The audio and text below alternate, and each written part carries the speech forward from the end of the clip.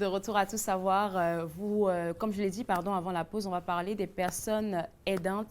Et je pense que pour plusieurs raisons inconnues ou peut-être connues, leur travail est mis en sourdine. Avec moi aujourd'hui, Sarah Calvin, qui est de l'organisme de soutien aux aidants naturels de l'Ontario. Elle est gestionnaire engagement régional. Merci beaucoup, Sarah, de nous parler une semaine avant qu'on célèbre ces personnes aidantes, là, parce qu'on va les célébrer le 19, donc le lundi prochain.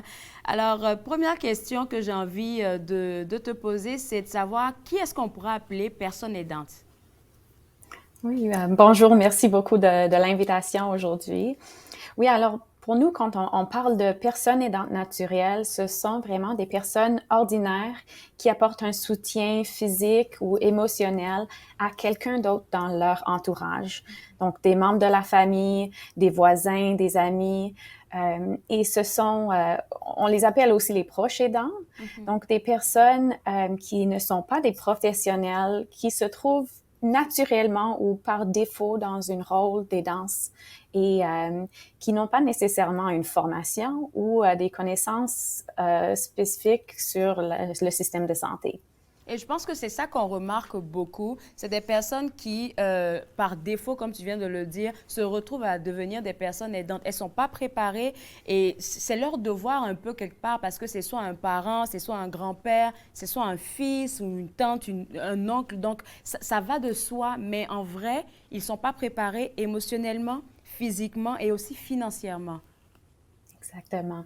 Oui, c'est un rôle que ces personnes euh, choisiraient de jouer encore une fois. C'est un rôle qu'ils veulent jouer, mais c'est un rôle avec beaucoup de responsabilités et beaucoup d'impact sur plusieurs aspects de leur vie. Mhm, mhm. Et quand tu parles de responsabilité, Sarah, c'est quoi les responsabilités d'une personne aidante?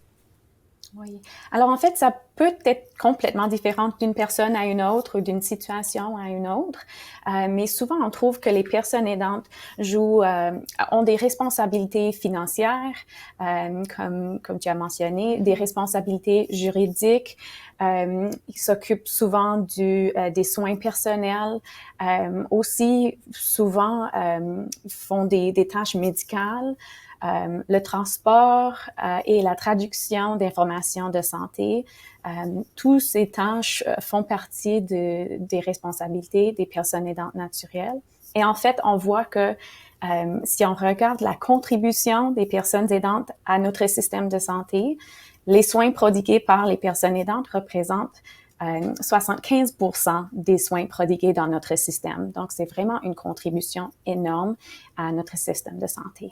Et ces personnes-là, à vrai dire, en tout cas, je parle pour celles qui sont liées aux personnes qu'elles accompagnent, par exemple la famille et autres. C'est des personnes qui ne font pas ça pour recevoir de l'argent. Mais tout à l'heure, je parlais avec Michel Tremblay de la FAFO qui mentionnait que ce serait important d'apporter un certain soutien financier à ces personnes-là parce que, veut pas, leurs propres finances vont rentrer dans cette manière-là d'aider les personnes malades. Absolument. Oui, en fait, on fait un sondage chaque année pour savoir quels sont les besoins et les tendances chez les personnes aidantes naturelles. Et on voit notre dernier rapport qui vient d'être publié fait un regard rétrospectif sur les 5 dernières années. Et on voit que les finances, c'est vraiment un Ben aspect oui, oui. qui est vraiment touché de plus en plus au cours Mhm, des dernières années. mhm. Et beaucoup de personnes aidantes font face à des difficultés financières à cause des dépenses pour les danses naturelles.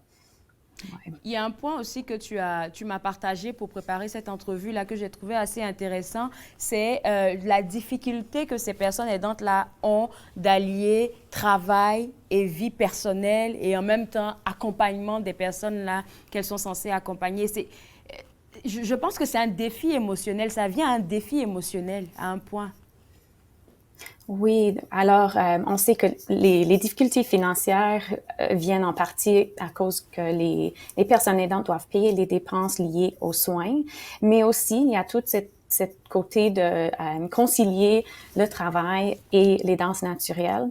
Donc, 2/3 des personnes aidantes occupent aussi un emploi et cette conciliation des responsabilités est vraiment une source significative de stress pour les personnes aidantes. Oui, et puis presque 1/3 des personnes aidantes qui occupent un emploi pensent peut-être qu'il faut quitter l'emploi pour pouvoir passer le temps et donner l'énergie à les danses naturelles.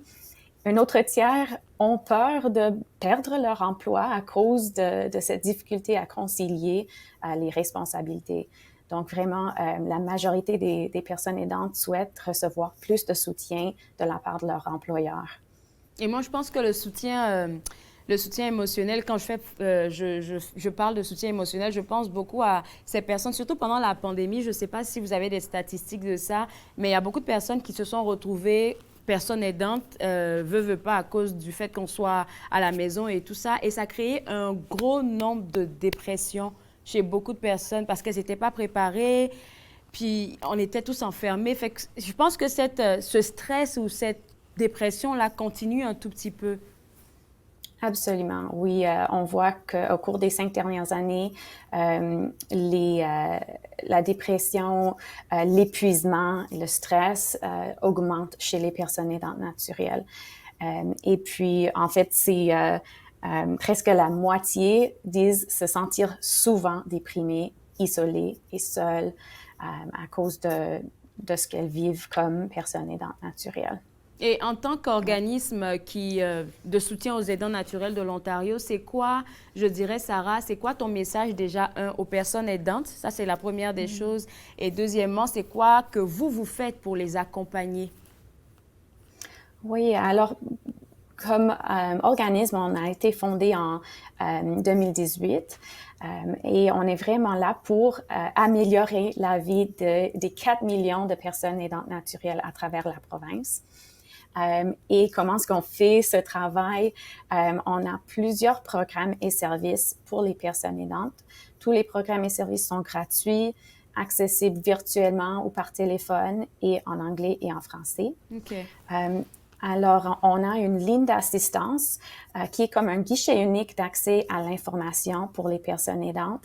Ce n'est pas une ligne de crise ou une ligne de soutien en santé mentale, c'est vraiment pour trouver de l'information et des références vers des services dans leur communauté pour pouvoir avoir accès au soutien qu'ils ont besoin.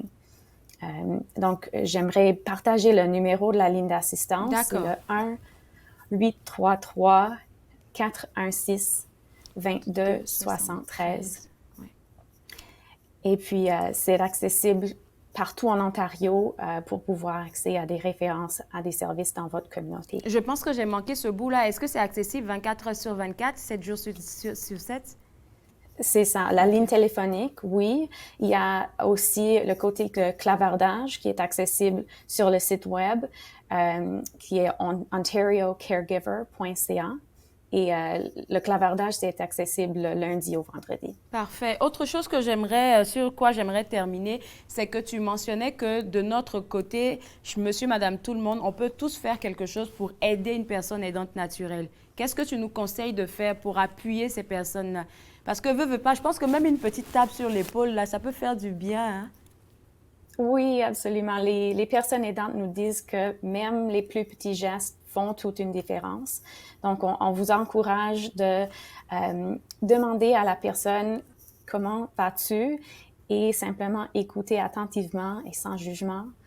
Demandez aussi « Qu'est-ce qui t'aiderait en ce moment? » et puis passer directement à l'action. Souvent, c'est difficile pour les personnes aidantes de demander de l'aide ou peut-être qu'elles ne savent pas exactement qu'est-ce qui aiderait. Donc, on suggère aussi de porter un soutien pour les tâches qui ne sont pas reliées aux soins. Donc, faire des réparations, le jardinage, le déneigement, offrir de conduire ou de préparer des repas, tout ça peut vraiment apporter un soutien important. Et puis, partager des ressources. Si vous écoutez cette interview aujourd'hui, partagez la ligne d'assistance partager l'organisme de soutien aux aidants naturels. Parfait. Alors, qu'est-ce que ce sera notre dernière question parce qu'il nous reste 1 minute. C'est quoi que l'organisme va faire, peut-être atelier ou je ne sais pas, conférence pour ce lundi 19 là où est-ce qu'on célèbre ces anges-là? J'ai failli dire ces petits anges, mais ce sont de grands anges. Oui, en fait, pour nous, la journée des personnes aidantes nationale, c'est le 2 avril. Donc, on prépare des activités pour cette journée-là. OK, OK. Bien, merci beaucoup, Sarah. Écoute, on va sûrement te recontacter pour que tu viennes nous donner la programmation de qu'est-ce qui va se passer le 2 avril et puis on va informer les gens de la communauté. Merci encore et puis bonne journée. Merci beaucoup. Bonne journée. Alors, pour vous autres à la maison, Sarah vient de nous mentionner exactement le numéro de la ligne que vous avez besoin d'appeler si vous êtes aidant naturel et que vous avez besoin d'un soutien. C'est le 1-833-416-2273. Je vais reprendre 1-833-416-2273. On va prendre une pause. Et juste après la pause, on va avoir un coaching. Je vais avoir un coaching privé et vous allez pouvoir m'écouter parce que dans ma tête, il y a beaucoup de choses qui se passent. Vous regardez Tout savoir.